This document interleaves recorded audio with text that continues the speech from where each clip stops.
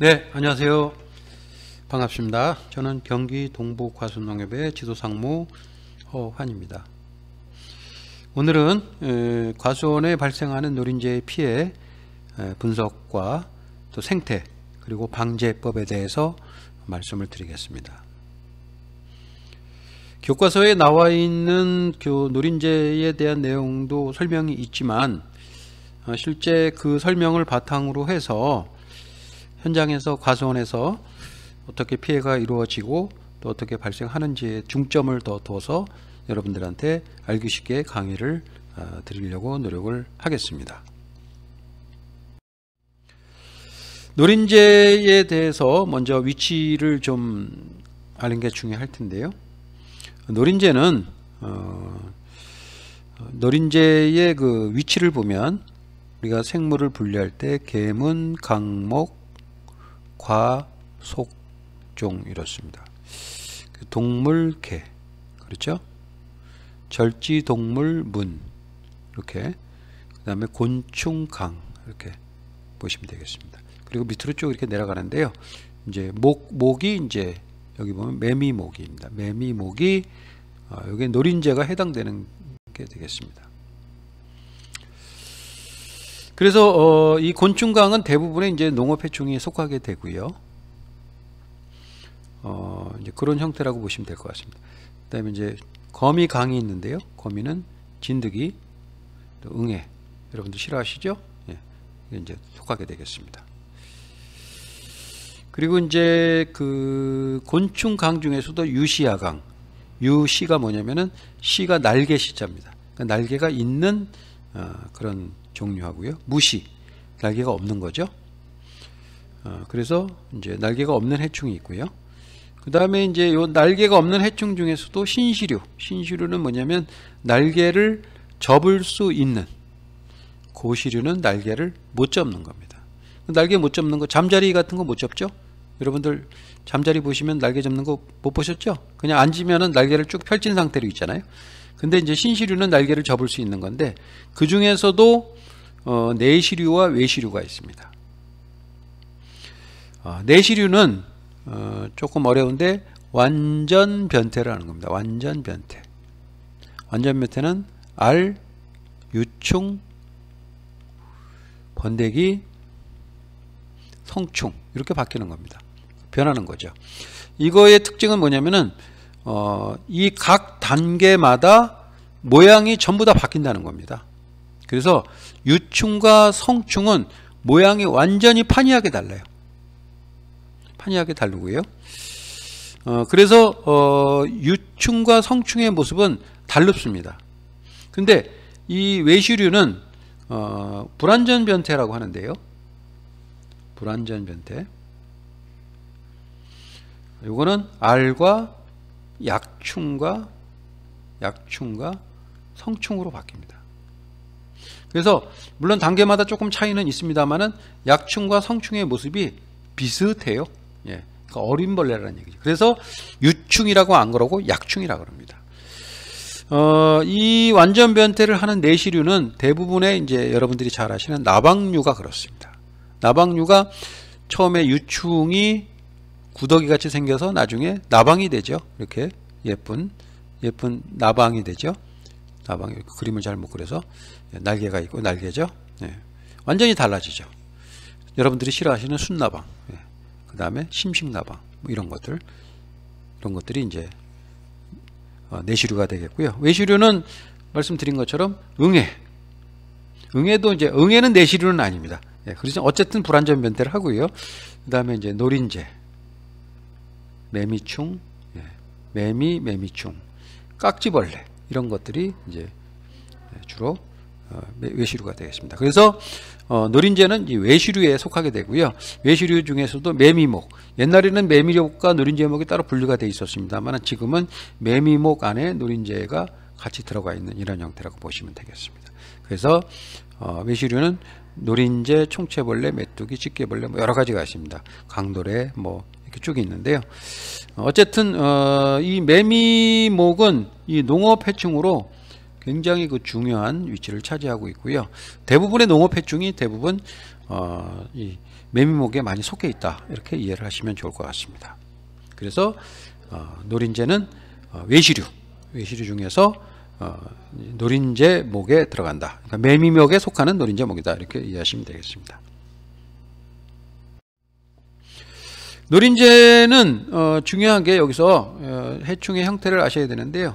여기 보면 흡즙성, 즙을 빨아먹는 겁니다. 이렇게 생긴 여기 입이 있으면 이 구침을 통해서 과일에다가, 과일이나 이파리에 꽂고 이제 흡즙을 하게 되죠. 요즘 들어서 노린재가 보인다고 복숭아 꽃이 이렇게 있는데, 여기를 이제 흡즙을 하는데요. 여기를 갉아먹었다 이거지. 이게 노린재 피해다. 그건 아니다, 그런 얘기. 왜? 말씀드린 것처럼 흡즙형이기 때문에. 그래서 노린재, 깍지벌레 말씀드렸죠? 매미. 그 다음에 요거는 우리 뭡니까? 그 매미충이죠. 주홍매미. 그런 그 꽃매미라 그러죠. 그런 그 매미충들이 이제 주로 흡즙을 합니다. 그래서 가지, 줄기, 수백을 빨아먹고 이제 이렇게 하게 됩니다. 그 다음에 이제 저작형 해충은 이제 주로 씹어먹거나 갉아먹는 거라고 보시면 되겠죠. 대표적인 게 나방의 유충입니다. 유충. 실제 이렇게 나방의 유충이 뭐 이렇게 구더기 같이 생겼죠. 구더기. 이 구더기 지금 여기 나와 있네요. 파밤나방 유충. 이 구더기 같은 경우에 이렇게 먹을 수가 있는데요. 실제로 큰 나방 성충, 나비처럼 이렇게 생겼죠. 이렇게 나비, 이렇게 날개가 있고, 얘는 먹지 않습니다. 거의. 물론 먹는 것도 있습니다만은 거의 먹지 않아요. 그래서 이제 이것들이 주로 갉아먹는다. 여러분들이 싫어하시는 순나방 있죠? 순나방도 갉아먹습니다. 먹고 또 과일 속으로 갉아먹으면서 파고 들어가요. 그래서 여러분들이 저작성 해충과 흡즙성 해충을 이해를 하셔야 되고, 노린재의 경우에는 흡즙성 해충이다. 이거를 여러분들이 기억을 하시기 바라겠습니다. 노린재는 흡즙성 해충이므로 주둥이가 긴 삐침으로 여기 나와 있죠. 흡즙을 합니다. 그래서 과일의 지백을 빨아먹거나 잎, 그다음에 뭐 줄기 이런 것들도 다 지백을 빨아먹습니다. 그래서 과일이 어렸을 때 이걸 빨아먹게 되면 과실 표면이 울퉁불퉁해져요. 이렇게 돼서 과일이 이렇게 있는데 여기를 빨아먹었다. 그러면 여기가 한머리 되면서 나중에 이 바깥의 부분이 자라게 되겠죠. 그러면 이제 기형과가 되는 겁니다. 처음에 너무 작아서 눈에 안 보이지만 찔리면은 시간이 지나면 울퉁불퉁하게 된다, 그런 말씀입니다. 노린재, 복숭아 이제 세균성 구멍병의 피해 증상을 좀 구분을 해보면, 이제 세균성 구멍병인데 노린재한테 찔렸을 때의 세균성 구멍병과 일반적인 이제 세균성 구멍병의 차이를 보면, 노린재에 보면 이 노린재는 주로 어린 잎의 입자루 주위 부위 중심으로 가해합니다. 이게 이제 다시 제가 말씀드리는데, 이제 노린재와 세균성의 피해 증상을 이제 구분해서, 이 세균성 구멍병을 가지고 이제 분석을 하는 것은 다음 페이지에 나오고요. 이것은 노린재냐 세균성 구멍병이냐를 이제 차이했을 때, 주로 이제 어린 잎의 입자루를 중심으로, 어린 잎에 이렇게 보면 이렇게 있죠. 여기 보면 이제 입자루에 이렇게 구멍이 뚫려 있습니다. 이런 것들이 이제 노린재 피해고, 피해 증상이 빠릅니다. 찔러 먹었기 때문에. 그 다음에 찌른 흔적이 있죠. 그 다음에 갈변하면서 이렇게 되고요.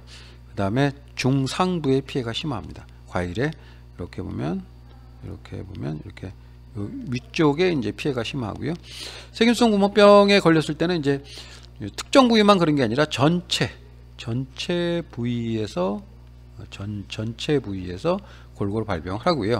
그 다음에 급속하게 발병되는 것이 아니라 천천히 확대가 돼서 구멍이 뚫린다. 중요한 게 뭐냐면 이 수치명, 이 물에 젖은 병반이 점차 확대되면서 구멍이 생긴다고 보시면 되겠습니다.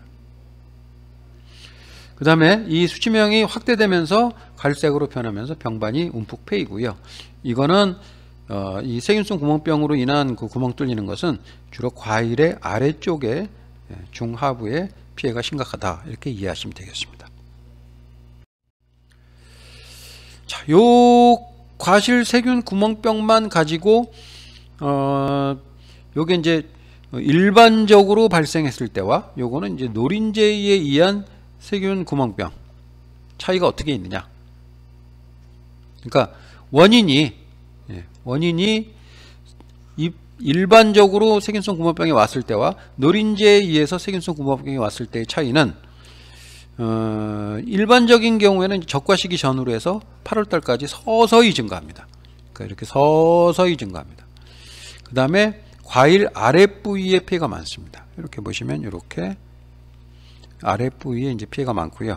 수치명 병반, 물에 젖은 것부터 시작을 해서 서서히, 그러니까 결국 여기에 보면 서서히. 그 다음에 노린재 피해 가해를 했을 경우에는 5월 중하순 해서 감염이 시작이 돼서 집중적으로 발생을 하고요. 주로 과일의 윗부분에 피해가 있다. 그리고 급속히 급주 부위를 통해서, 그러니까 이거는 급속히 발전한다. 그래서 어느 날 갑자기 세균성 구멍병이 확 나타났다, 세균 구멍병이 나타났다, 이런 경우에는 노린재에 의한 피해일 가능성이 많다, 이렇게 이해를 하시면 될 것 같습니다. 자, 그림을 보시면 여기도 이제 세균 구멍병이 이제 세균이 침입을 했죠. 그래서 여기 이제 이렇게 진이 나왔다가 이렇게 이제 멈춰진, 진정이 된 상태죠. 그러니까 서서히. 그런데 이제 노린재한테 이렇게 찔렸죠. 여기 보시면 찔린 자국에 있고요. 구멍도 여기 뚫렸지만 여기 수치명이 나타나고 있습니다. 여기 보시면 이 부분이죠. 이 부분 수침, 물에 젖은 듯한 수치명 병반이 나타납니다. 그러면서 노린재한테 뚫리면 어떻게 돼요? 급속히 나타난다, 그런 얘기입니다. 그래서 이 노린재는 세균 구멍병의 주요한 원인이다, 이렇게 이해하시면 될 것 같습니다. 자, 노린재를 살펴보면 이제 여기 이제 과수원에 발생하는 노린재의 종류죠. 노린재 종류는 굉장히 많은데요. 대표적인 게 썩떡나무 노린재, 갈색날개 노린재, 풀색 노린재로 볼 수가 있겠습니다. 논에 발생하는 노린재 여러 가지가 있겠고요. 그동안에 이제 톱다리 개미허리 노린재, 이렇게 개미같이 생겼죠. 이놈이 많이 가한다고 해서 옛날에는 많이 이제 얘를 포획을 하는 틀을 설치를 하셨는데, 지금은 썩덩, 갈색, 풀색 노린재가 주로 공격을 한다, 이렇게 이해하시면 될 것 같습니다. 자, 하나하나 좀 살펴보면 썩떡나무 노린재가 있습니다. 썩떡나무 노린재는 산에서 복숭아, 가선, 콩밭, 그러니까 주로 과수원에는 무조건 이 콩을 심으시면 안 돼요. 그래서 콩을 심으시면은 노린재 피해도 있고요. 그 다음에 여러분 여기다 제초제 치시죠. 제초제 풀 못 나오게, 이거로 인해서 복숭아 밭에 피해가 많습니다. 그리고 이제 톱다리 개미허린재 노린재가 있는데, 이거는 피해가 그렇게 많지 않습니다. 피해가 그렇게 많지 않아요. 그래서 이제 지금 이제 썩떡나무 노린재가 가장 피해가 많다, 이렇게 이해하시면 될 것 같고요. 자, 썩떡나무 노린재를 좀 살펴보면 이렇게 생겼습니다. 이렇게 흑갈색이라 그러네. 흑갈색이죠. 네. 그 다음에 얘는 이제 알로 월동하는 게 아니라 성충으로 월동하며 연 한 번 발생합니다. 4, 5월 달에 깨어나서 교미를 하고 있고요. 교미를 하고 산 주변에서 산란을 합니다. 보통 한 번 나면 한 30개 정도, 여기 보면 30개 정도의 알을 낳습니다. 그 다음에 이제 날씨가 덥고 온도가 높을 때 많이 활동하고요. 산의 주변의 과수원에 침입해서 가해를 합니다. 그래서 일반적으로는 한 6월 달에 발생을 해서 이제 착색 전에 피해가 적고, 이거는 뭐냐면은 한 8월 달에는 피해가 그렇게 많지 않고 9, 10월 달에 피해가 크다. 그러니까 썩떡나무 노린재는 주로 9월에서 10월 달에 피해가 있다, 이렇게 보시면 될 것 같습니다. 물론 이제 어렸을 때도 있겠죠. 야간에 산간지 가수원에 침입해서 가해를 합니다. 그래서 이 노린재에는 어찌됐든 이렇게 주로 야간 혹은 새벽에 가해를 한다, 이렇게 보시면 될 것 같습니다. 갈색 날개 노린재는요, 이 전체 색깔은 푸른 색깔인데 날개 부분이 아까 제가 말씀드렸죠, 접을 수 있다고. 이거를 이제 내시류라고 말씀을 드렸는데요. 신시류라고 말씀을 드렸는데요. 갈색 날개입니다. 그래서 날개가 갈색 날개 매매충입니다. 어린 벌레 이렇게 생겼고요. 그 다음에 알 이렇게 생겼습니다. 요거는 지금 알에서 깨어난 어린, 아까 말씀드렸죠, 약충입니다. 약충, 유충이 아니고. 왜? 불완전 변태를 하니까. 불완전 변태를 합니다. 자, 성충으로 활동을 하고요. 이런 데서 화렵수, 이런 데서 칡, 낙엽, 이런 데서 연일해를 발생하고요. 5월달에서 6월달에 과수원에 와서 어린 과일을 가해합니다. 그리고 한 20개 정도의 알을, 여기 한 대략 20개 되죠. 그 다음에 부한 약충은 집단 생활을 합니다. 여기 보면 여기 나와 있죠. 집단으로 이렇게 몰려 있습니다. 고온건조시 피해가 많고요. 말씀드린 것처럼 7, 8월 달에 성충이 되면서 과일을 가해하지만 9월, 10월 달에 피해가 많습니다. 그 다음에 이른 아침이나 저녁 때 가해하며 과수원에 콩이 있을 때는 피해가 더 크다, 이렇게 보시면 될 것 같습니다. 자, 풀색 노린재가 있어요. 풀색 노린재는요, 이놈은 아까 그 두 개의 갈색 날개 노린재하고 그 다음에 썩떡나무 노린재하고 약간 다릅니다. 얘네들은 1회 발생하지만 얘는 2회 정도 발생을 하고요. 그 다음에 과실이 없을 때는 잎이나 줄기를 가해요. 여러분들 보면 복숭아 이파리가 이렇게 있는데, 이렇게 있죠. 여기에 이렇게 구멍을 뚫어 놓은 것들은 풀색 노린재 아니면 장립 노린재 소행이라고 보시면 되겠습니다. 어쨌든 과수원에 과일이 있으면 어렸을 때 와서 긴 주둥으로 어린 과실을 가해하고요. 얘는 7월 달에 한 번, 6월 7월 달에 한 번 더 생기고요. 9월 달에 또 2세대 성충이 생깁니다. 말씀드린 것처럼 노린재는 어렸을 때는 집단 생활을 하고 있습니다. 얘는 갈색 날개 노린재와 썩떡나무 노린재는 낮에는 안 보여요. 주로 저녁이나 새벽에 돌아다니는데, 얘는 낮에 활발하게 돌아다닙니다. 그리고 사람 보면 도망가요. 그리고 잡으면 냄새가, 아주 고약한 냄새가 납니다. 그래서 이동성이 커서 방제가 쉽지 않은 해충이라고 보시면 될 것 같습니다. 그래서 여러분들이 요즘 마주치는 노린재의 80 내지 90%는 다 풀색 노린재라고 보시면 될 것 같습니다. 풀색 노린재는 이렇게 약충, 어린 벌레가 이렇게 뒤에 부분이 이렇게 색깔이 화려하게 이렇게 무당벌레 마냥 점박이 형태로 되어 있고요. 어린 벌레가 되면은 이제 요 뒤에 요 부분이 이렇게 화려한 무늬가 이제 희미하게 이렇게 보인다고 보시면 될 것 같습니다. 그래서 이 풀색 노린재가 물론 이제 다른 노린재도 가해를 하겠습니다만 주로 풀색 노린재가 육아나 그 다음에 어린 잎이나 이런 것들을 가해한다, 이렇게 이해를 하시면 될 것 같습니다. 자, 톱다리 개미 허리 노린재는 이것도 이제 연 한 2, 3회 정도 발병을 하는데요. 얘는 주로 콩에 많이 있고요. 그 다음에 이제 8월 이후에 먹이를 찾아 과수원으로 침입을 하는데 피해가 없다라고 볼 수는 없지만 많지 않다, 이렇게 보시면 되겠습니다. 말씀드린 것처럼 썩떡나무 노린재, 풀썩 노린재 대비 피해가 적다, 이렇게 이해하시면 될 것 같습니다. 그리고 콩을 심으시면 안 돼요. 복숭아밭에는.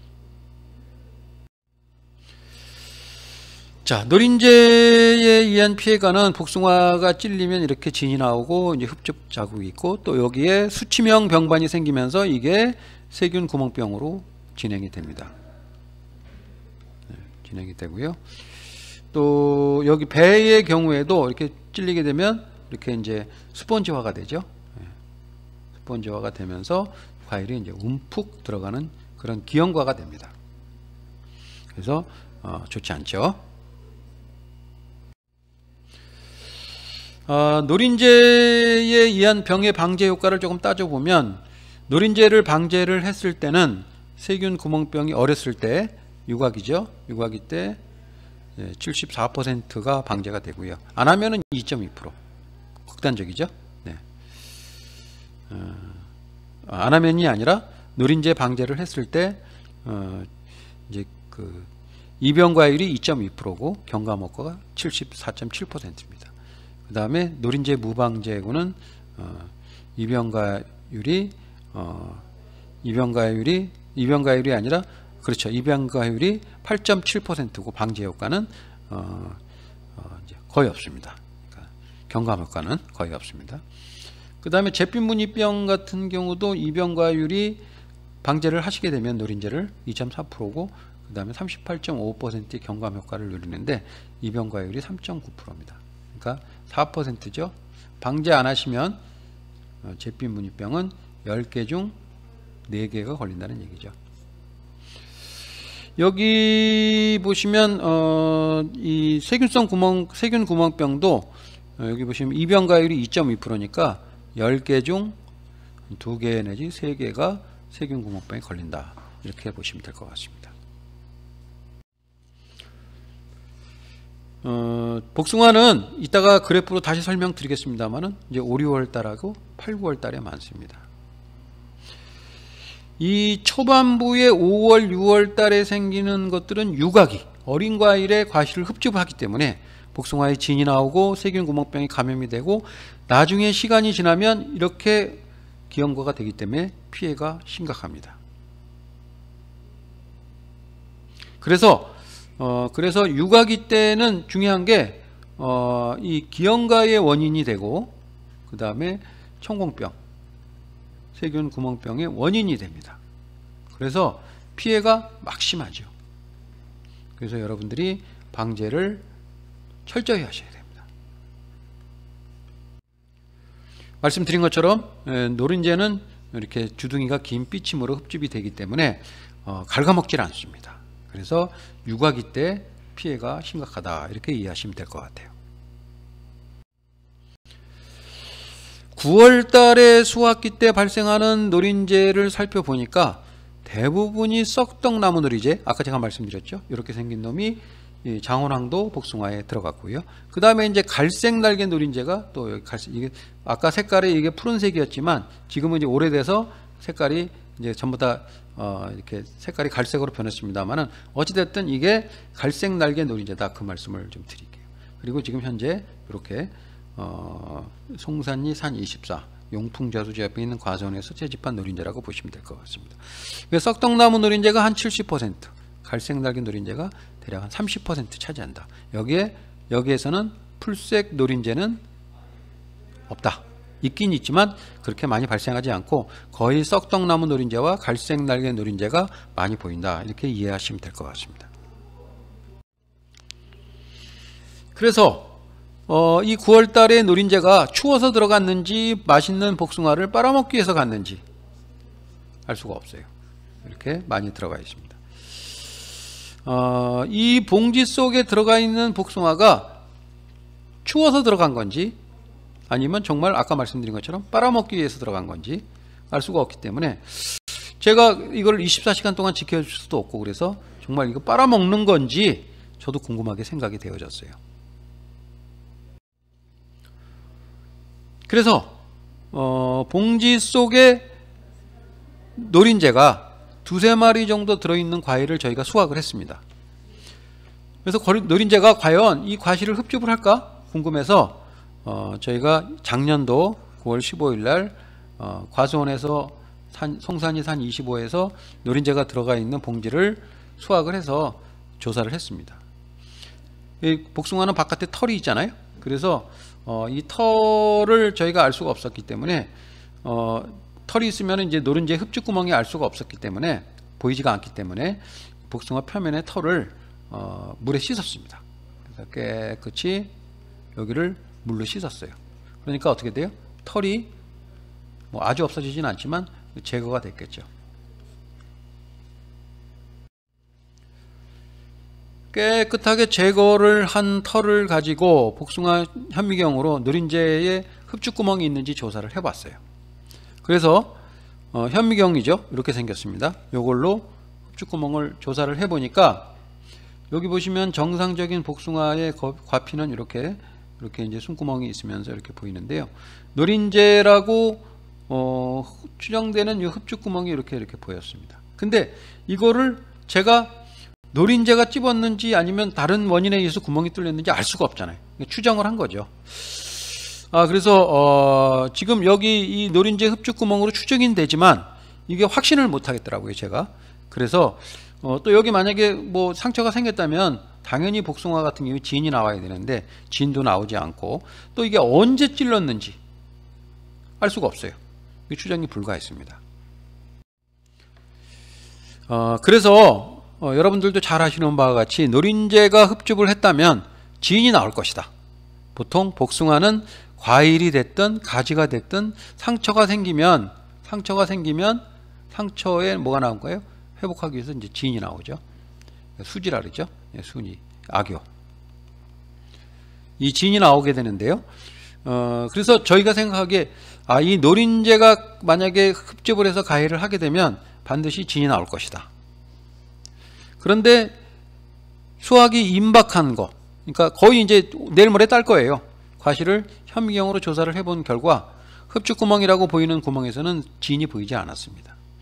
그래서 이게 분명히 이 복숭아의 경우에는 찌르면 진이 나올 텐데 과연 이게 진이 안 나오는 거에 대해서 이게 맞는 거냐, 이게 노린재 구멍이 맞느냐 확신을 저희가 할 수가 없었어요. 그래서 저희가 이제 가정을 했습니다. 어떻게 가정했냐면은 어린 과일은 노린재가 찌르면 진이 나오지만 이제 수확이 다 돼서 내일 모레 딸 과일들은 구멍이 뚫려서 흡집하여도 진이 안 나올 것으로 저희가 가정을, 쉽게 말하면 가설을 세운 거죠. 가설이라고 하면 좀 너무 거창한데요. 어쨌든 가설을 세웠습니다. 그래서 그러면 노린재를 갖다 놓고 노린재를 잡아다가 구멍 뚫게 할 수는 없고, 그래서 이 내일 모레 딸 과일을 따다가 복숭아 표면에 제가 바늘로 구멍을 내서 이게 24시간 정도 지난 다음에 진이 나오는지를 관찰하면 이 노린재가 찔렀을 때도 수지가 나오지 않느냐, 이렇게 해서 판단을 하게 됐고, 만약에 여기서 수지가 나온다면 수지가 나오지 않는다면은 노린재 흡축구멍이라고 여겨도 될 것이라 판단을 해서 했습니다. 그러니까 성숙이 임박한 과일은 노린재가 찔러도 진이 나오지 않을 것이다. 그러니까 찔러도 만약에 진이 안 나온다면은 그래도 아까 봤던 그 구멍이 노린재 구멍일 것이다라고 우리가 이제 가정을 할 수, 이제 확신을 할 수 있다는 그런 얘기라고 보시면 될 것 같습니다. 그래서 제가 이제 옷핀으로 이렇게 찔렀고요. 그랬더니 이렇게 이제 50배를 확대해서 보니까 이렇게 구멍이 뚫렸어요. 요거는 이제 색깔에 좀 차이가 있는데요. 어쨌든 지금 이 양쪽 옆에 있는 거, 지금 요거는 좀 과일이 좀 많이 익은 거고요. 요거는 과일이 좀 많이 익은 거고요. 요거는 좀 이제 옆에 보면 좌측에 우측에 좀 덜 익은 거라고 보시면 되겠습니다. 구멍이 뚫렸어요. 바늘로 상처 낸 다음에 현미경으로 찍었습니다. 자, 24시간이 지나니까 희한하게도 여기에는 이렇게 유압 조직이라 그래서 이것이 상처가 아물려는, 사람으로 말하면은 딱지가 앉은 거죠. 딱지가 앉는 그런 모습을 보였고요. 또 여기도 마찬가지로 구멍 뚫렸던 게 여기 보시면 그 유압 조직이 생기는 것을 볼 수가 있습니다. 그렇구나. 수확이 임박한 과일은 바늘로 찔러서 인역 상처를 내고 24시간 경과를 해도 진이 나오지 않더라. 즉 어린 과일에서는 틀림없이 노린재가 찌르면 진이 나오지만 수확이 임박한 과일은 노린재가 가해를 해도 진이 나오지 않는다는 것을 알게 되었다라는 말씀을 드리고 싶은 겁니다. 결론적으로 말씀을 드리면, 유각이 어렸을 때 노린재가 피해를 입으면 지금 이런 것처럼 기형과가 되게 되는데, 노린재 흡축 구멍에 의해서 생육 중기에 의해서 하게 되면은 이렇게 수치명 병반이 나타나게 되고요. 왜냐하면 많이 컸기 때문에. 근데 내일 모레 딸 수확 임박과에서는 그렇게 표시가 안 나더라. 그러니까 보이지 않거나 미미하더라. 육아기 때는 5, 6월, 생육 중기에는 7, 8월. 그래서 육아기 때는 피해가 매우 많고요. 생육 중기 8월 달에 만약에 찔렸다면은 흡축 구멍이 있어서 기형과가 되지는 않지만 여기를 통해서 병이 전염이 될 수 있겠다. 전염은 아니고 침입이겠죠. 회성병이 침입할 수 있겠죠. 회성병이 이제 수확할 때 썩는 과일이니까요. 그리고 이제 그 수확이 임박한 과일에서는 이 찔린 곳에서 이 구멍 자체가 워낙 작기 때문에 보이지가 않는 거죠. 보이지가 않고, 보이지 않거나 아주 미미한 그런 상태가 되게 되겠습니다. 그래서 어렸을 때의 피해를 입게 되면 이제 진이 나오게 되고, 그 다음에 이제 기형과가 되게 되겠습니다. 그리고 과일은 이제 스펀지화가 돼가지고 이제 생육 중기의 경우에는 이렇게 수침 현상이 발생을 하면서 여기에 이 구멍으로 병원균이 침입할 수가 있겠다. 이렇게 이해를 하시면 될 것 같아요. 그 다음에 생육 후기가 되면은 이 노린재 구멍이 그렇게 크지가 않기 때문에 이걸 이제 보이지 않거나 미미하게 되고요. 또 말씀드린 것처럼 진이 나오지 않는다. 이렇게 이해를 하시면 될 것 같습니다. 자, 방제적기를 다시 말씀드리면, 방제적기는 초기에 중점적으로 방제할 수 있는 초기 중점 방제가 있고 후기에 중점 방제가 있겠습니다. 초기의 중점 방제는 이제 5월, 4월 말, 5월 상순에 방제를 하게 되고요. 그 뒤에 한 2번 정도 더 방제를 하게 됩니다. 그리고 후기에는 8월 상순 정도부터 시작해서 9월 상순까지 대략 한 달 정도가 되겠고요. 그 다음에 여기도 이제 6월 상순이니까 여기도 6월 상순, 5월 상순, 4월 말이니까 여기도 한 달 정도가 되겠습니다. 노린재 자체는 4월, 5월, 6월 달에 발생량이 초기에 있고요. 그 뒤에 대폭적으로 발생을 한다. 이렇게 말씀을 드렸습니다. 그리고 이쪽에는 풀색 노린재가 주로, 물론 썩떡나무와 갈색 날개 노린재도 있습니다만은 풀색 노린재가 주로 육아를 공격할 것이고요. 그 다음에 이쪽 부분에서는 썩떡나무 노린재와 갈색 날개 노린재가 공격을 할 것이다. 이렇게 이해를 하시면 될 것 같습니다. 말씀드린 것처럼 이제 낙화 직후에 노린재 방제를 시작을 해야 될 것 같고요. 또 저희 농협에서도 그 부분을 가지고 중점적으로 진행을 해드릴 예정이고요. 썩떡나무 노린재와 갈색날개 노린재, 풀색 노린재 이 세 개가 주로 공격을 할 거고요. 그 다음에 8월달, 9월달 후반부에는 썩떡나무와 갈색날개 노린재가 공격을 할 것이다. 이렇게 해서 노린재 전문 약재를 살포를 하는 것으로 계획을 잡아야겠다. 이런 말씀을 좀 드리겠습니다. 방제 약재를 좀 말씀드리면 좀 영어로 써 있어도 죄송한데요. 어쨌든 네오니코티노이드의 계통의 살충제를 방제 약재로 사용을 할 수가 있겠고요. 그 다음에 피레스로이드 3번입니다. 4번 이제 네오니코티노이드는 4번이고 피레스로이드는 3번이 되겠습니다. 네오니코티노이드 계통의 살충제는 진딧물 약입니다. 쉽게 말하면 요즘 나오는, 여러분들 코니도 잘 아시죠? 예. 모스피란, 비카드, 아타라, 칼립소 이런 약입니다. 그러니까 4번 기작입니다. 뭐냐면은 농약을 이렇게 구입을 하시면 요 농약에 여기 보면 작용 기작이라고 있습니다. 여기에 4번이라고 써 있습니다. 살균제는 가나다라로 나가고요. 그 다음에 살충제는 1, 2, 3, 4 이렇게 나갑니다. 번호로 나가죠. 그 다음에 피레스로이드 계통의 살충제는 여러분들 잘 아시는 피레스, 데시스 이런 약입니다. 그 다음에 또 피레탄도 있고요. 그 다음에 또 여러분들 많이 쓰시죠? 트레본 이런 약들도, 주롱 이런 약들도 3번 기작 살충제입니다. 요거는 이제 요 4번 살충제는 진딧물 약이 되겠고요. 그 다음에 3번 기작 살충제는 일반적으로 아주 다 이제 직접적으로 죽이는, 직접 죽이는, 맞으면 죽습니다. 죽이는 그런 살충제입니다. 그래서 이런 3번과 4번이 혼합된 것들이 이제 노린재 방제약제로 대부분 국내에서 등록이 되어 있고요. 그래서 그게 3번 이거 지금 요 디노테퓨란이 4번입니다. 4번 약제고요.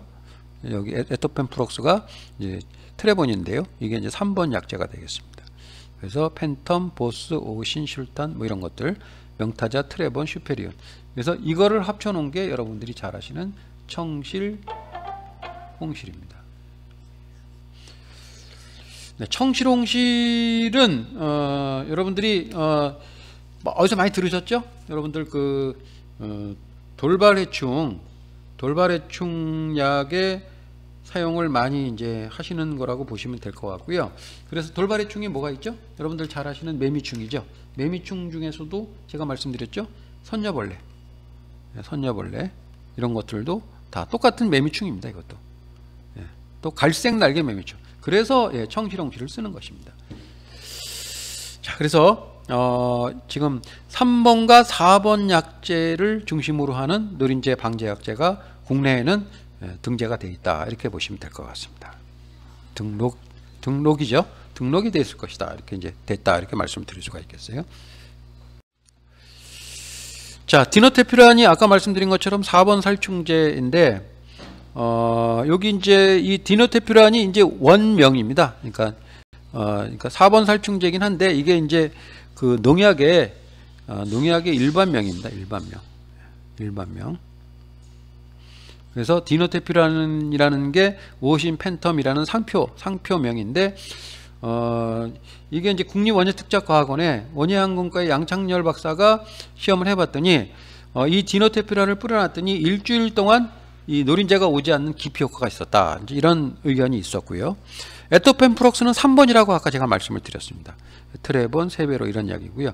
요거는 이제 접촉 살충제인데 요거를 그 시험할 때 이제 뿌려놨죠. 입에 묻어서 이 에토펜프록스가 묻어 있으면은 노린재가 노린재가 지나가면서 밟으면 살충 효과가 있었다. 요거는 이제 식물보호연구소의 최화영 대표님께서 저희한테 이제 조언으로 주신 말씀입니다. 그래서 아까 말씀드린 것처럼 4번, 3번 약제의 기작을 가진 약제들이 합제인데 디노테퓨란과 에토펜프록스를 합친 것이 청실홍실이다. 그래서 이 두 약제의 모든 특성을 겸하고 있습니다. 또 여기서 중요한 게 이 약제들은 다른 약제들처럼 뭐 순나방약이라든지 이런 것처럼 오래 가는 게 아니기 때문에 지속 효과가 되게 짧습니다. 그래서 방제할 때는 노린재가 활동하는 시간에 이렇게 하는 게 좋고요. 오전 일찍이나 저녁 낮에 하시는 게 좋겠습니다. 그래서 이 생육의 수확에 임박한 과일에 대해서는 아까 말씀드렸죠. 내일 모레 며칠 있다 딸 거는 피해가 있어도 미미하거나 진이 나오지 않기 때문에 피해를 구별하기가 어렵습니다. 눈에 안 보이니까요. 또 이게 피해가 나오기 전에 소비가 되기 때문에 그렇습니다. 그래서 수확 후기에는 봉지 안에 노린재가 많이 들어가 있다 할지라도 방제를 하시긴 하시지만 너무 그 노린재 방제함에 있어서 막 악착같이 죽이려고 막 이렇게 노력하시지 할 필요가 없겠다. 이런 말씀을 좀 드리겠습니다. 어쨌든 그 노린재에 대한 그 아까도 폐에서 잠깐 말씀드렸지만 세균 구멍병과 잿빛무늬병을 방제를 하시게 되면 74%와 38.5%의 병의 경감 효과가 있다. 이런 점을 여러분들께서 참고를 하시면 될 것 같습니다. 자, 마지막으로 노린재의 방제에 어떻게 해야 되느냐, 이 핵심을 말씀을 좀 드리면 5월달에서 7월달에 발생하는 썩덩, 갈색, 풀색 노린재 세 가지가 발생한다고 말씀드렸고요. 9월달에는 썩덩나무와 갈색 날개 노린재가 많이 생긴다. 이렇게 이해를 하시면 될 것 같고요. 언제 해야 되느냐? 5월달에는 노린재가 침입하는 새벽 또는 해질녘에 살포를 하시고요. 노린재 약제는 지속성이 없기 때문에 노린재를 작업하다 보이게 되면 즉시 약제를 준비를 하셔야 됩니다. 방제를 하셔야 됩니다. 그 응급약제를 집에다가 항상 비치를 하셔야 돼요. 뭐를 비치해야 돼? 예를 들어서 3번 같은 경우에 트레본 또는 데시스 뭐 이런 거죠. 4번은 아까 뭐 나와 있는 뭐 팬텀 이런 것들이 이제 4번 약제죠. 팬텀 뭐 아타라 이런 것도 이제 이렇게 되는데요. 이걸 이제 합쳐놓은 게 아까 말씀드린 청실, 홍실입니다. 그래서 주로 5월 달에서 7월 달 사이에는 여러분들이 만날 수 있는 가능성이 있는 것들은 풀색 노린재를 만날 가능성이 있습니다. 근데 풀색 노린재는 낮에도 돌아다니기 때문에 여러분들이 작업하다가 만나게 되면 그날 오후에는 약을 무슨 이렇게 정기적으로 뭐 살균제하고 섞어쳐야지 이렇게 생각하시지 말고 응급적으로 해서 살포를 해주시는 게 좋습니다. 오늘 내가 한 마리를 만났다면 그 뒤에 100마리, 1000마리가 있을 수가 있습니다. 그래서 여러분들이 주의하시고요. 물론 이제 그 노린재 방제 트랩을 설치를 해서 우리가 유인을 해가지고 얼마나 오는지 알 수가 있습니다만은 과수원에다가 노린재 트랩을 이렇게 설치를 해 놓으시게 되면요, 모든 노린재가 다 일로 꼬입니다. 그래서 트랩을 쓰시는 거는 권장드리지 않고요. 작업을 하시다가 노린재를 만나게 되면은 주의하시고, 특히 5월 달에서 7월 달 사이에는 노린재가 가해를 하게 되면 기형과가 나오기 때문에 주의하셔야 되고, 또 노린재가 가해를 하게 되면 세균 구멍병이 발생을 하기 때문에 주의를 하셔야 된다, 이런 말씀을 좀 드리겠습니다. 그래서 노린재는 그리고 이제 9월 달에 발생했을 적에는 수확이 임박했을 경우에는 그렇게 큰 문제가 되지 않기 때문에 너무 과도하게 방제를 하실 필요는 없다, 이 말씀을 좀 드릴게요. 그러나 이제 8월 달에 발생을 하게 되면 그 노린재 흡축구멍 사이로 회성병이나 이런 것들이 감염될 수 있기 때문에 주의를 하셔야 된다, 이런 말씀을 좀 드리겠습니다. 그리고 이제 어떤 약재로 방제를 해야 되는지는 노린재 전문 약재를 선택해서 살포를 하시면 되겠습니다. 말씀드렸죠? 3번과 4번 약재를 골라서 방제를 하셔야 된다, 이 말씀을 드리겠습니다. 아니면 3번과 4번 약재를 합친 약이 뭐라고 말씀드렸나요? 청실, 홍실입니다. 청실, 홍실이라는 뭐 이런 약은 몇 가지가 있습니다. 어쨌든 여러분들이 잘 아시는 상표로 제가 말씀을 드리는 거니까 참고를 좀 하시면 될 것 같고요. 또 여기서 말씀드린 것처럼 노린재는 이렇게 약을 한번 쳤으니까 노린재가 안 올 거야, 이게 아니라 항상 이 약효가 오래가지 않기 때문에 이거는 미리 준비를 해 놓으셨다가 노린재가 보이면 방제를 하셔야 되고, 특히 이제 5월달, 6월달에는 봉지 싸기 전까지는 굉장히 피해가 치명적이기 때문에 여러분들이 노린재 볼 때마다 방제를 하셔야 된다라는 점을 말씀을 좀 드리겠습니다. 자, 결론적으로 이제 다시 한번 정리를 해드리겠습니다. 5월, 6월 달에는 노린재가 가해하면 반드시 진이 나오고 가해한 자국이 나중에 스펀지화돼서 울퉁불퉁해서 기형과가 됩니다. 유가기에 철저하게 방지하지 않으면 과일의 피해가 많습니다. 무슨 피해요? 세균, 구멍병, 또 뭐가 있나요? 기형과가 됩니다. 5, 6월 달에 그렇게 이해하시면 되고요.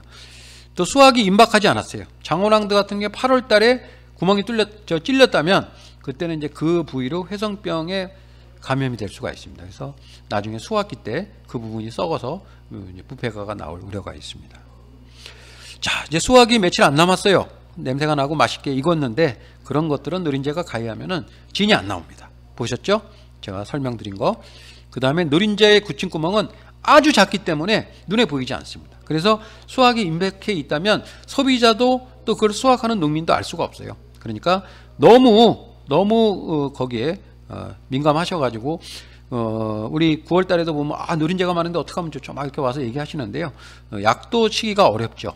약도 그 수확전 안전 기준 때문에 치기가 어렵기 때문에 방제하지 않거나 아니면 수확 시기를 계산하셔가지고 한 일주일 간격 정도로 해서 이렇게 너무 이렇게 느슨하게, 그러니까 느슨하게는 제가 보기에는 느슨하게 하라는 얘기는 뭐 하지 말라는 게 아니라 이렇게 그렇게 피해가 많지 않으니까 수확이 임박했을 경우에는 여러분들이 이렇게 너무 안달하시지 않고 방제를 하실 수 있도록 그렇게 하면 좋겠다, 이런 말씀을 좀 드리겠습니다.